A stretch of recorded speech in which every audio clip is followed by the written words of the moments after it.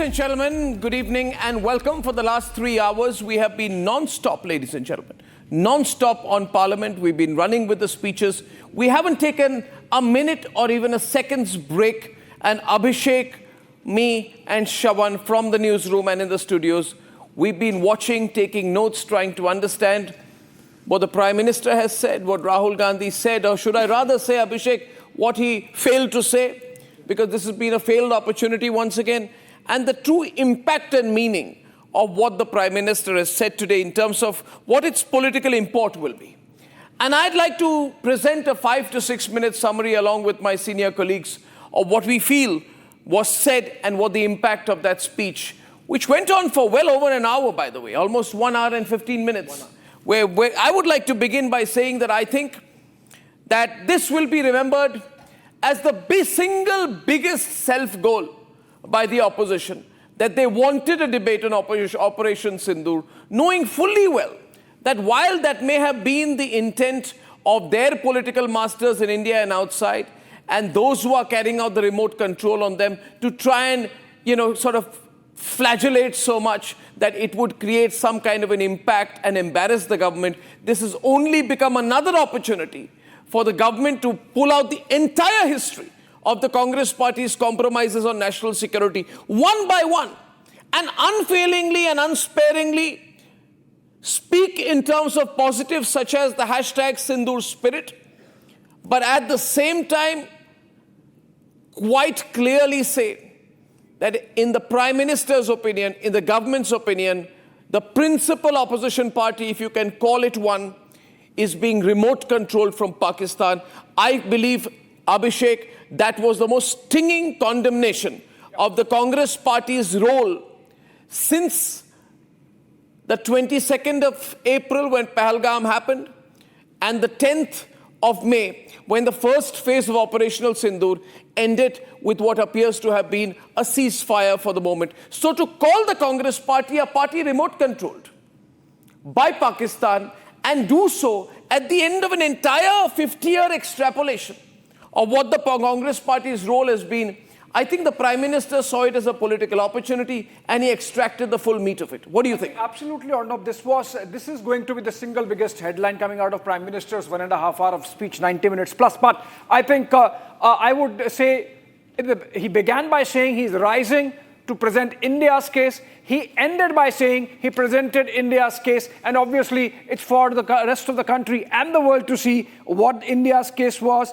vis-a-vis what the opposition essentially put itself in a corner, parroting the lines which gladdened the hearts of Pakistani generals, and we saw how their clips were going viral in Pakistan, and I think Prime Minister really put the record straight there. My takeaways are, he told Pakistan, we are coming after you, Operation Sindoor is not over yet, and Indus Water Treaty is not coming back. He said, Congress, we are coming after you, and you stand exposed in the eyes of the nation for your, pushing the narrative of Pakistan. And of course, it was a very reassuring message, I believe, for the citizens of the country that the government is strong, the government controls the situation there in Jammu and Kashmir, and on national security, it's the strongest government ever that would have done. The point also is, Abhishek, that is the Prime Minister wrong?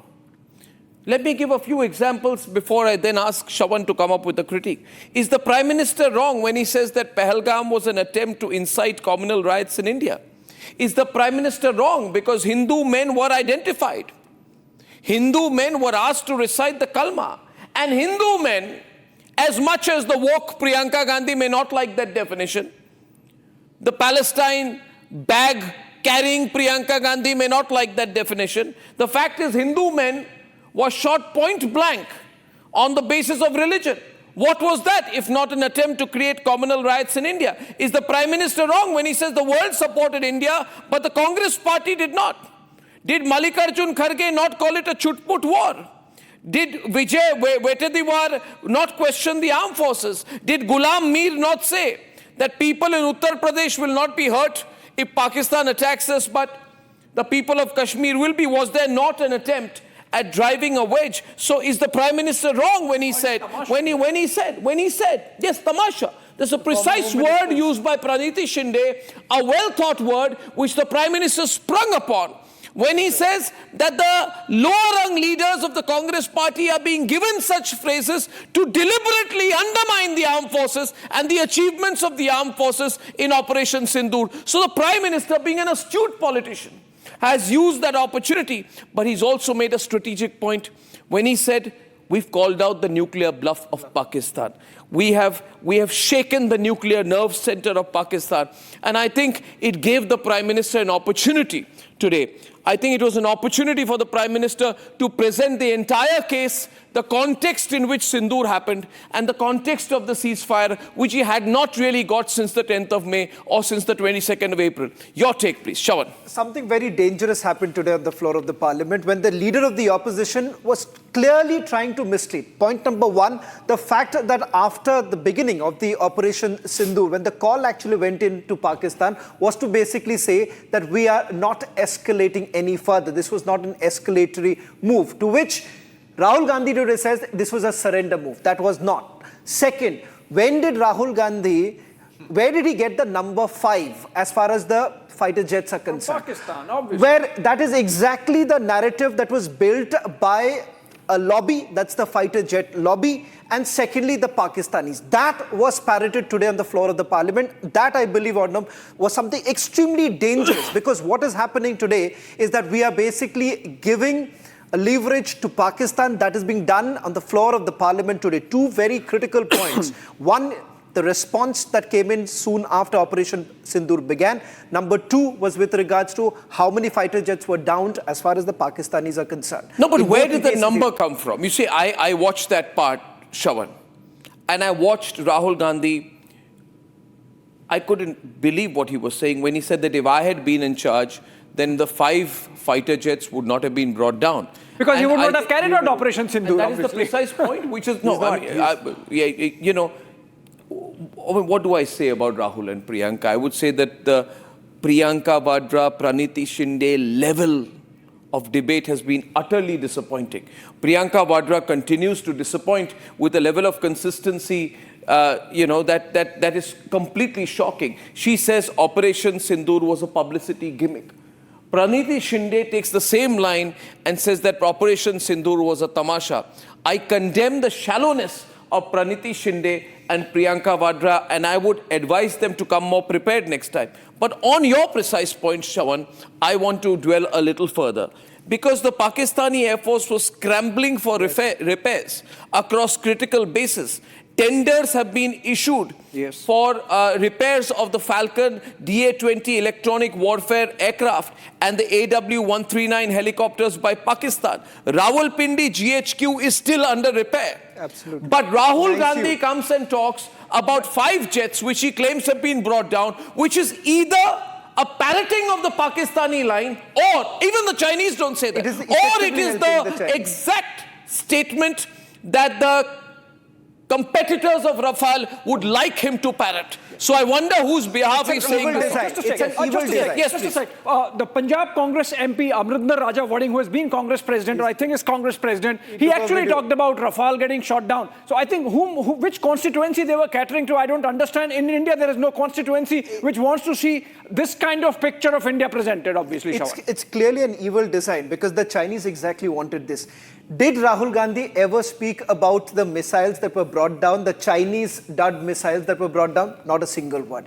Did they actually speak about the Chinese aircraft which have been brought down by India? Did he speak about that? No, he did not. So clearly look at this entire pattern. The pattern was to basically give some sort of a leeway to the Chinese, to the Pakistanis, because this is exactly what they want now, Shravan, on the floor of the parliament. Shravan, you spoke about, by the way, the biggest dud missile of the day is Rahul Gandhi.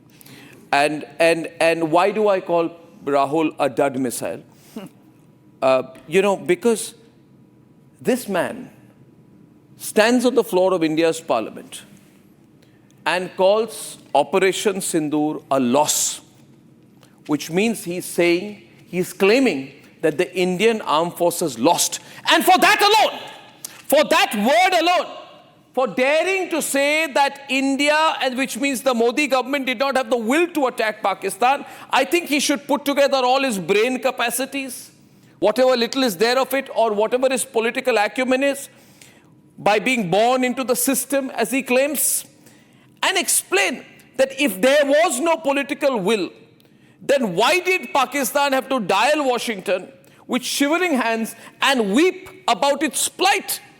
Everybody knows there is satellite imagery on Kirana that has come on, but Rahul Gandhi has made a false claim in parliament today that Rajnath Singh, our defense minister, told the Pakistanis that there is no political will to fight. I call that the greatest lie, when it is very well known our foreign minister and former deputy NSA, Mr. Misri, himself said quite clearly that here we are. He says in a press conference that here we are, we have struck these bases between this time and this time. The footage is available, the proof is there, but we are not hitting your civilian targets. That does not mean that India has said there is no political will to fight. That is the stating of a position on a public platform.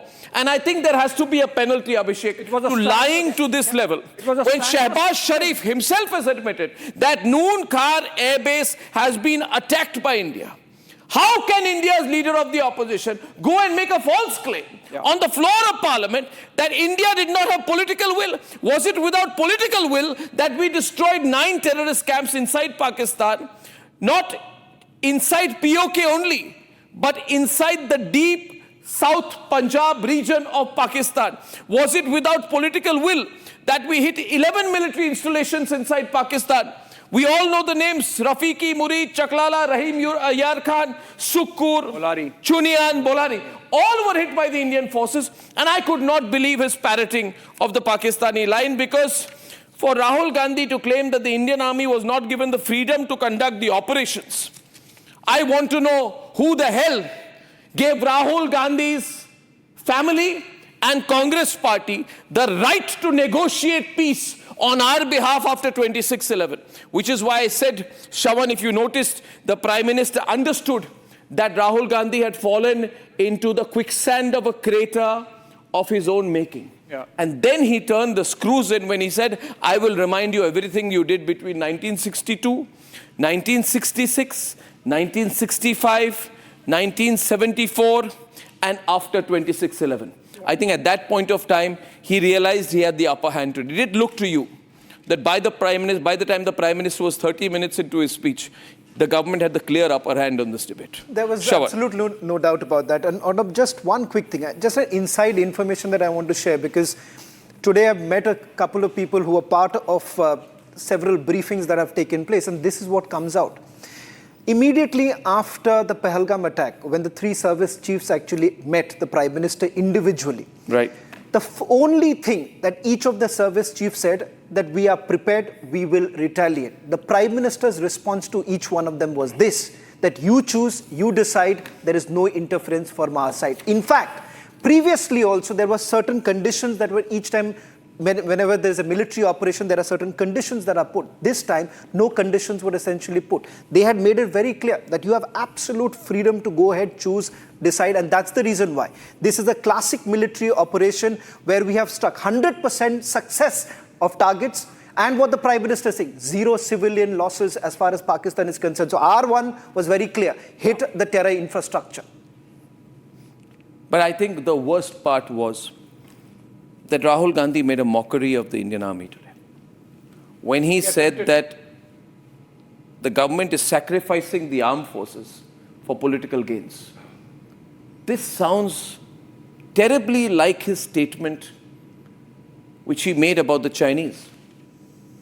He said that our soldiers are getting beaten at the border. Do you remember? Yeah. Pit rahe hain, or some word like that he used, because he uses this vague, uneducated colloquialisms. It reflects his lack of a proper education. And it happens, he forgets to add there, that when Doklam was happening, he was lunching with the Chinese diplomats in a 5-star hotel. Yeah. A point the Prime Minister did not fail to make today. Yes. But having said that, I think the strongest point the Prime Minister made today was about the Indus Waters Treaty. Yes. Because the Prime Minister made the numbers clear. He said 20% and he came with a lot of stuff of the water for us, 80% for them. And not just that, he said that Nehru had accepted a Pakistani proposal not to carry out desilting of the dams on our side without their approval, which means on the territory of India, the sovereign decisions of the government of India were being dictated by the Pakistanis. And he then said, we have only been correcting Nehru's blunders. But did you notice the lack of a response today, Abhishek, from the Congress side? I have been on many of these speeches, situations. Sometimes I watch them in Parliament. But I've never seen the kind of pin drop silence that I saw from the Congress camp, because they know that they have messed up. In fact, I would like to further condemn Rahul Gandhi for the possible inadvertent use of a profanity in Parliament. Did that. Which he may pass off today as an inadvertent profanity. But I am pretty sure that this word and that motion clip will be played later in slow motion, and it will reflect the words that are in the minds of the leader of the opposition in this country. It is terrible what he did. I think he will try and pass it off as a slip of the tongue. But there are facts out here that the government has made completely clear. For example, the government said, and the Prime Minister said, did you not give up an opportunity to settle POK once and for all? Did you not give up an opportunity to get back Kartarpur Sahib in 1971 when we had the upper hand? Yes. Haji Pir. Did you not compromise on Haji Pir? Yeah. Were you not about to compromise on Poonch, Neelam Valley, Kishan Ganga in the aftermath of 1962? Did you not want to give up this land? Did you not describe Aksai Chin as a place where not a blade of grass grows? Did you not try to change the line and end up compromising 800 square kilometers of land of the Indian side along the line of Kutch, because it hits him hard? He's from Gujarat. He knows what he's talking about. And on none of these points, not one of these points, not even on Kachatibu in 1974, not even once, Chavan, was there one word from the opposition which said, Prime Minister, you are lying. The same opposition which says Prime Minister must say Donald Trump is lying did not have the guts, in their own words, na himmat thi unme, to stand up and say the facts being presented by the Prime Minister are factually incorrect. And that is where the story really begins to unfold, Abhishek. We must look back at this speech, Shawan. I think we have to play the speech again tonight at 10. But just in conclusion, I'd like to say that this is a very, very important time in our national history. I have a feeling, and I don't know why I'm saying this today, but Operation Sindoor is not just a statement, it's a statement of intent. Absolutely. By the Prime Minister. He spoke from the confidence of a position of a man who feels... Interestingly, not just Operation Sindoor, they say Operation Mahadev is also ongoing. Yeah, but did you hear his statement, Shawan, when he said, why do these people ask me to always get back POK? They should. Then he said only I would be asked this question. Hindi mein kya kaha unhone? That phrase was very important. Mujhse hi puchenge. Mujhse hi puchenge. Right? I thought that was very telling. Very, very telling. So, and the Pakistanis should beware. Yeah.